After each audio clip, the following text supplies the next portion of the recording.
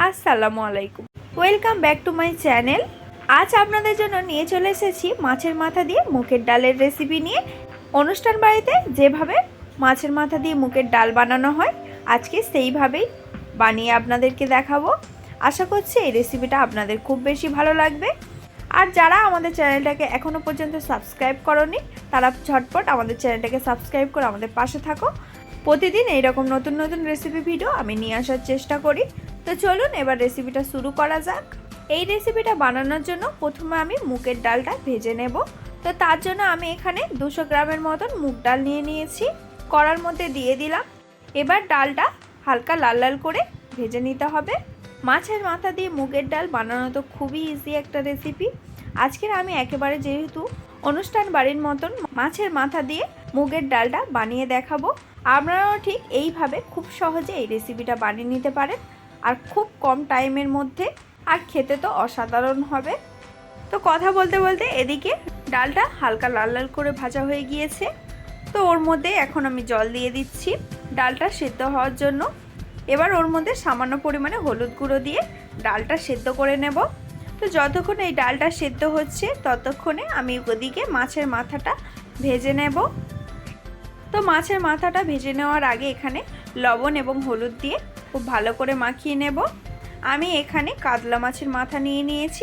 আপনারা চাইলে অন্য কোনো মাছের মাথা ইউজ করতে পারেন, তবে চেষ্টা করবেন কাতলা মাছ কিংবা রুই মাছের মাথা নিয়ে এই রেসিপিটা বানানোর। কাতলা মাছ কিংবা রুই মাছের মাথা দিয়ে এই রেসিপিটা বানালে খেতে আরও বেশি ভালো হয়। তো এদিকে আমার লবণ এবং হলুদ দিয়ে মাছের মাথাটা মাখানো হয়ে গিয়েছে। চলুন এবার মাছের মাথাটা ভেজে নেওয়া যাক। তো তার জন্য আমি এখানে কড়ার মধ্যে তেল দিয়ে দেব। এখানে আমি সর্ষের তেল ইউজ করছি, আপনারা চাইলে সাদা তেলও ইউজ করতে পারেন। তেল গরম হয়ে গিয়েছে, এবার মাছের মাথাটা দিয়ে দেব। তারপরে মাছের মাথাটা লাল লাল করে ভেজে নিতে হবে, এটা আর দেখালাম না। তো একেবারে ভেজে নিয়ে তারপর আবার দেখা হচ্ছে। তো মাছের মাথাটা ওদিকে ভাজা হয়ে গিয়েছে, আর এদিকে ডালটাও সেদ্ধ হয়ে গিয়েছে। এবার মাছের মাথাটা ওর মধ্যে দিয়ে দেব। মাছের মাথাটা আমি এখানে হালকা থেতো করে দিয়ে দিচ্ছি। এইরকম মাথাটা হালকা থেতো করে দিয়ে দিলে খেতে আরও বেশি ভালো লাগে। এবার একটু নাড়াচাড়া করে ওর মধ্যে স্বাদ অনুযায়ী লবণ দিয়ে দেব।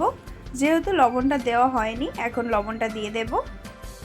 আর 1 চামচ জিরের গুঁড়ো দিয়ে দেব এবং 1 চামচ ধনে গুঁড়ো দিয়ে দেব। আর কোনো মশলা লাগবে না। এবার কিছুক্ষণ ফুটিয়ে নেব। কিছুক্ষণ ফুটিয়ে নেওয়ার পর এবার ওর মধ্যে ফোড়ন দিয়ে দেব। ফোড়ন দেওয়ার জন্য আমি অন্য একটা কড়া নিয়ে নিয়েছি। এবার ওর মধ্যে সামান্য পরিমাণে তেল দিয়ে দেব। তেল গরম হয়ে গিয়েছে, এবার ওর মধ্যে তেজপাতা, শুকনো লঙ্কা এবং পেঁয়াজ কুচি দিয়ে দেব। তারপরে পেঁয়াজটা একটু নাড়াচাড়া করে 5 ফোড়ন এবং কয়েকটা রসুন থেতো করে দিয়ে দেব। এবার সব উপকরণ একটু হালকা লাল লাল করে ভেজে নিতে হবে। আপনারা চাইলে এখানে সামান্য পরিমাণে হিংও ইউজ করতে পারেন।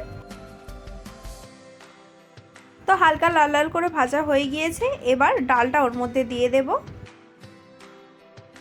আপনারা চাইলে এই ডালের মধ্যে তড়কার যে মশলা পাওয়া যায় সেটাও 1 চামচ দিয়ে দিতে পারেন, তাহলে খেতে আরও বেশি ভালো হবে। যেহেতু আমার কাছে ছিল না, সেই জন্য আমি দিইনি, আপনারা চাইলে দিয়ে দিতে পারেন। তো এবার আমি এখানে 1 চামচ চিনি দিয়ে দিলাম।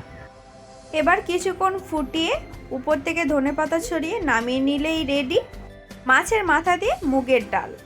এইভাবে একবার বানিয়ে খেয়ে দেখুন। একেবারে অনুষ্ঠান বাড়িতে যেমন মাছের মাথা দিয়ে ডাল বানায়, ঠিক তেমনভাবেই আজকের আমি এই রেসিপিটা বানিয়েছি।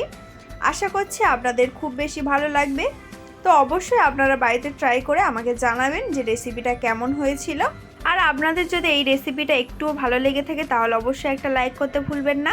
কমেন্টে জানাবেন রেসিপিটা কেমন হয়েছে, শেয়ার করে দেবেন। আরও নতুন নতুন ভিডিও দেখার জন্য আমাদের চ্যানেলটাকে সাবস্ক্রাইব করে আমাদের পাশে থাকবেন। আবার দেখা হচ্ছে অন্য কোনো রেসিপির ভিডিও নিয়ে। আপনারা ভালো থাকবেন, সুস্থ থাকবেন। আল্লাহ হাফেজ।